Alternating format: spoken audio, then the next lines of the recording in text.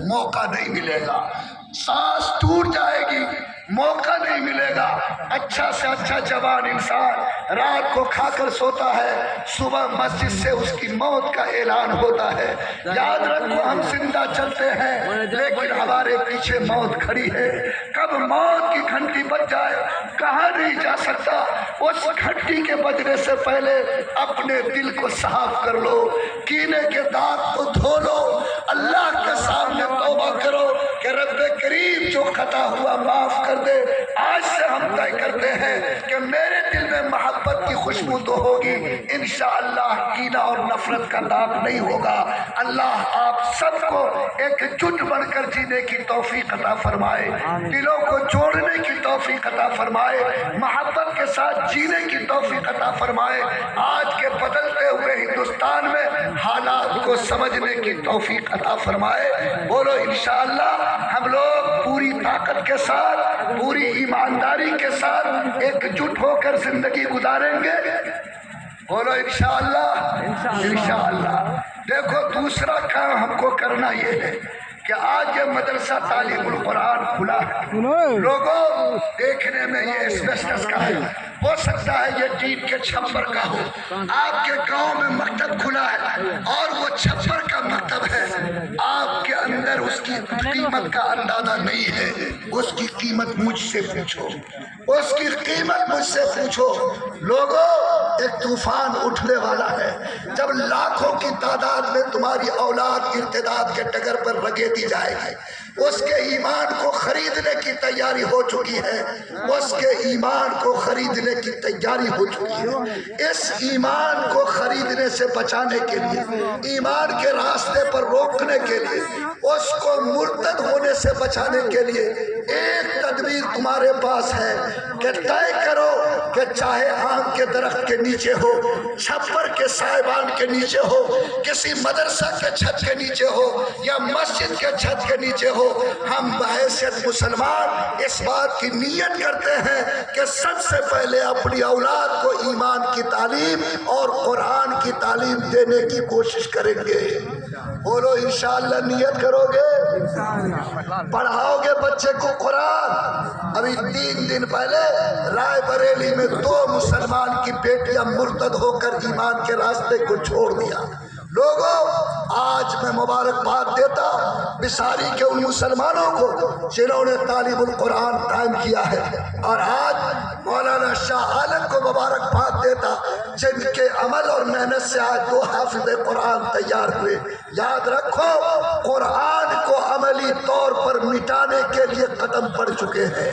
اگر اس قرآن پاک کی حفاظت چاہتے ہو، اپنے بچوں کے سینے میں اس کی عظمت کو رکھنا چاہتے اور آنے والے دن میں اس کو مرتد ہونے سے بچانا چاہتے، تو طے کرو کہ ہم بھیک مانگنا قبول کریں گے، مزدوری کرنا قبول کریں گے، دھوپ میں چل کر پسینے سے پیسے کمائیں گے، ہم ایک رات بھوکا سو جائیں گے، لیکن اپنے بیٹا بیٹی کو انشاءاللہ قرآن پاک پڑھانے سے محروم نہیں رکھیں گے۔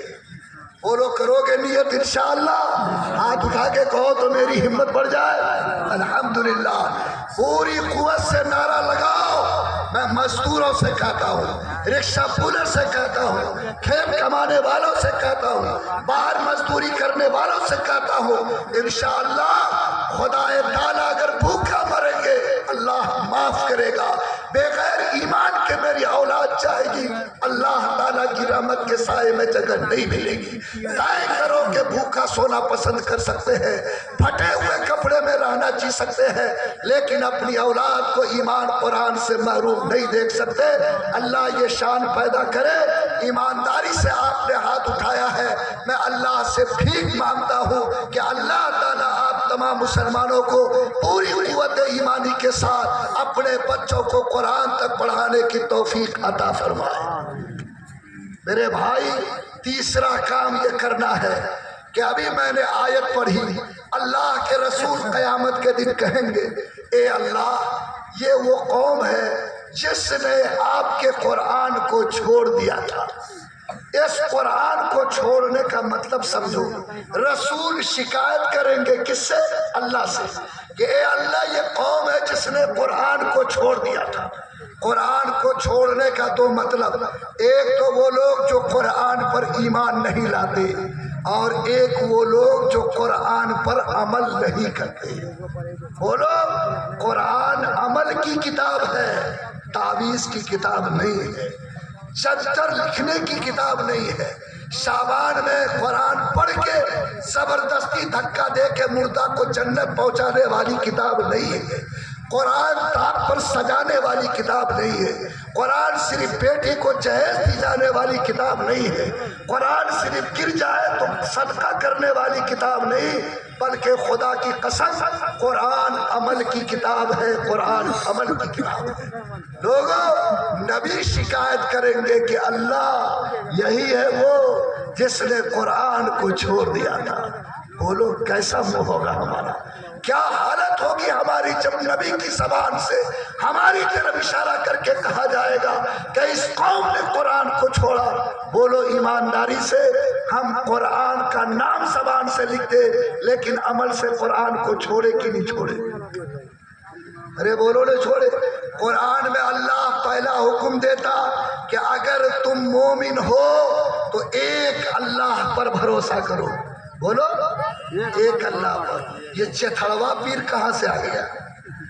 دیکھے ہو، چلے جائیے قصبہ کے راستے میں گاچھ میں دیکھیے گا کپڑا باندھتا ہے، پتھی باندھتا ہے، اور اس سے منت مانگتا ہے کہ وہاں سے ہم کو بیٹا ملے گا، ہمارا کام بنے گا۔ بولو یہ سارا شرک ہے کہ نہیں؟ اللہ کے خلاف ہے کہ نہیں؟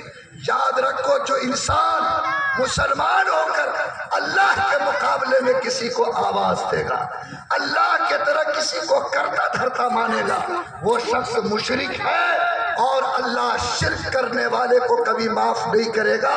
صاف قرآن کہتا کہ اللہ کے یہاں شرک کرنے والوں کے لیے کوئی معافی نہیں ہے۔ بولو ہم مسلمان ہیں تو ہم کو بھی اللہ سے مانگنا چاہیے، اللہ کو پالنہار سمجھنا چاہیے، اللہ کو سب سے بڑی طاقت والا جاننا چاہیے، اللہ کو زندگی دینے والا موت دینے والا سمجھنا چاہیے۔ بولو اگر ہم یہ جانتے ہیں کہ اللہ ہی زندگی دیتا، اللہ ہی موت دیتا، تو بولو جو انسان یہ سمجھے گا کسی سے ڈرے گا؟ ارے کسی سے ڈرے گا؟ نہیں ڈرے گا۔ وہ جانتا ہے کہ زندگی اللہ دیتا، موت اللہ دیتا، ساری دنیا زندگی دینا چاہے، اللہ نہ چاہے تو نہیں مل سکتی، ساری دنیا موت دینا چاہے، اللہ کو منظور نہیں ہو تو خدا کی قسم موت نہیں آ سکتی۔ ہمارے ہر ضرورت کو پوری کرنے والی ذات اللہ کی ذات ہے۔ رات کو 10 بجے ایک بندہ مسجد کے کونا میں بیٹھ کر پیسے کی ضرورت تھی، اللہ سے بلک بلک کے رو رہا ہے۔ ایک بندہ جو بڑا مالدار تھا، وہ دوسری مسجد میں نماز پڑھتا تھا، اس دن اس کی جماعت چھوٹ گئی، سوچا کہ چل کے آج اس مسجد میں نماز پڑھتے ہیں۔ رات کو 10 بجے آیا، مسجد کے ایک کونے میں نیت باندھا تو اس کے کان میں رونے کی آواز آئی۔ جب نماز پوری کیا، پلٹ کے دیکھا تو ایک کونے میں ایک بندہ اللہ کے سامنے ہاتھ اٹھا کر بلک بلک کر رو رہا تھا، کچھ اللہ سے کہہ رہا تھا۔ وہ بندہ اس کے قریب میں بیٹھ گیا۔ جب وہ اپنی نماز کو اپنی دعا ختم کیا تو انہوں نے اس سے کہا کہ لگتا ہے کہ تم کو کچھ ضرورت ہے اور تم اپنے اللہ سے کہہ رہے تھے۔ انہوں نے کہا کہ ہاں، اپنے اللہ سے میں فلاں ضرورت کے لیے مانگ رہا تھا۔ اس نے کہا کہ دیکھو میرے پاس پیسے ہیں، میں تمہاری خدمت کرنا چاہتا ہوں، تم اس کو قبول کر لو۔ اس نے جو پیسے کی ضرورت تھی اس بندے کو دیا، اس بندے نے وہ پیسہ رکھ لیا۔ لیکن جب وہ آدمی امیر آدمی چلنے لگا تو اپنے جیب سے پتہ والا کارڈ نکالا جس پر ٹیلی فون لکھا تھا اور اس بندے کو دیا، کہا کہ اس کو رکھ لو، کبھی تم کو اور ضرورت پڑے گی تو اس پر ٹیلی فون کرنا، ہم تمہاری مدد کریں گے۔ ایمان اس کو کہتے ہیں۔ اس بندے نے وہ کارڈ اس کو واپس کر دیا، کہا کہ دیکھو ہمارے پاس تو ایسے خدا کا پتہ موجود ہے، ایسے خدا کا ٹیلی فون موجود ہے جس نے رات کو 10 بجے اس مسجد میں تم کو بھیجا ہے میری ضرورت کو پوری کرنے کے لیے. جب اتنے بڑے رب کا پتہ موجود ہے تو اب دنیا میں مجھے کسی کے کارڈ کی ضرورت نہیں. جب میں اس کو پکاروں گا انشاءاللہ کسی نہ کسی راہ سے اس کی مدد میرے پاس ضرور پہنچے گی.